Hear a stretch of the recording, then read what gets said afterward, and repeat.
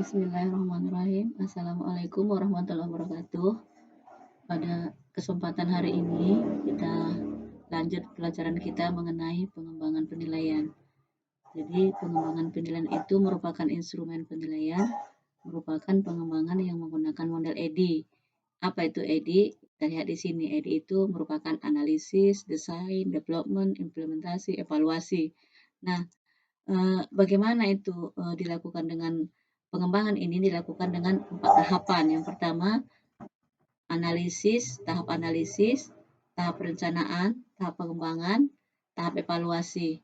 Nah, ini tadi Edi sudah kita jelaskan bagaimana sebenarnya Edi ya. Edi itu apa dia? Analisis kebutuhan untuk menentukan kemampuan atau kompetensi yang perlu dikembangkan.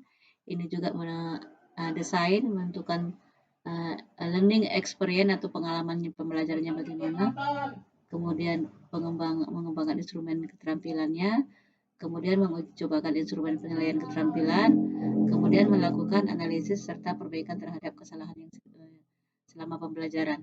Ini dia model EDI ya. Model EDI itu analisis, desain, development, evaluasi, dan implementasi.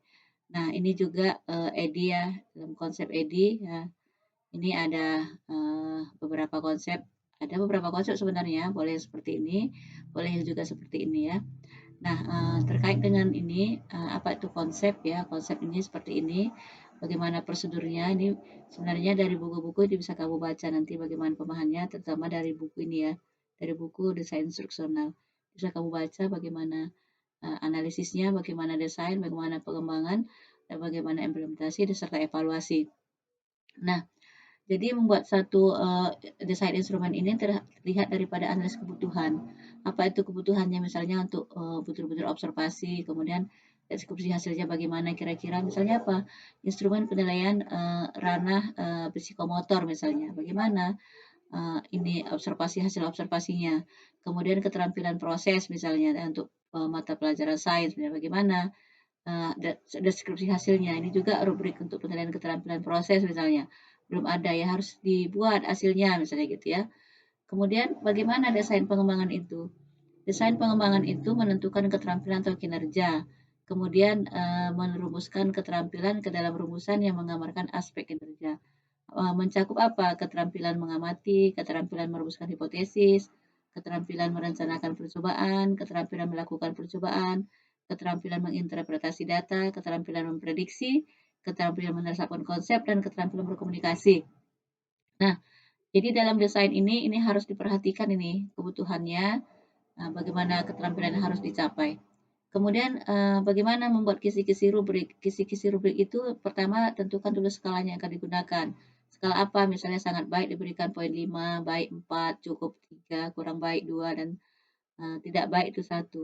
Kemudian mendistribusikan kinerja. Mendistribusikan kinerja mulai dari yang diharapkan sampai dengan kinerja yang tidak diharapkan. Kemudian validasi ahli.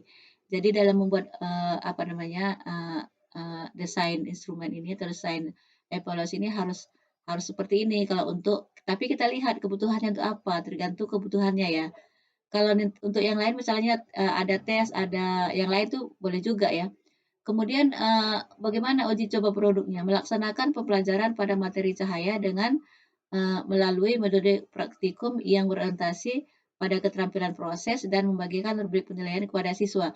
Jadi ini harus diuji coba pembelajarannya, diuji coba juga kemudian penilaiannya. Jadi harus sejalan antara materi yang disampaikan, yang dicoba dengan instrumen yang harus disebarkan atau dinilai kepada siswa ya. Kemudian setelah itu bisa uji coba atau kemudian dianalisis. Yang terakhir ya evaluasi. Evaluasi dilakukan untuk memperbaiki produk rubrik penilaian keterampilan proses siswa. Karena ini kan masih kita membuat rubrik tentang penilaian keterampilan proses. Nanti ada juga penilaian tentang kognitif ya. Ada juga nanti penilaian tentang sikap. Jadi pada tahap awal sekarang ini kita baru tahap mempelajari bagaimana keterampilan proses siswa selama proses pembelajaran. Jadi apa yang dinilai, bagaimana membuatnya, ini memang harus dibuat rubriknya dulu sebelum sebelum siswa dinilai. Jadi betul-betul ini diperhatikan. Nanti selanjutnya pembelajaran berikutnya nanti akan kita coba bagaimana melihat, atau membuat atau mendesain ya, mendesain, penilaian kognitif serta, sikap ya, ini masih keterampilan proses.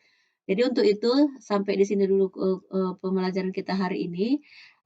Tugas kamu untuk, pembelajaran ini yaitu kamu buat rangkuman secara singkat, cukup, 100 sampai 150 kata, maksimal 150 kata kamu ketik di Word, kemudian nanti kamu kirimkan di grup secara kolektif ya oleh, apa namanya, Kosma ya, kamu kirim ke Kosma kemudian kirim secara kolektif di grup ya.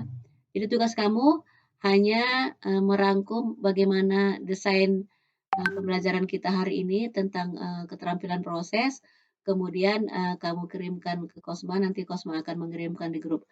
Sekian kita sudahi. Assalamualaikum warahmatullahi wabarakatuh.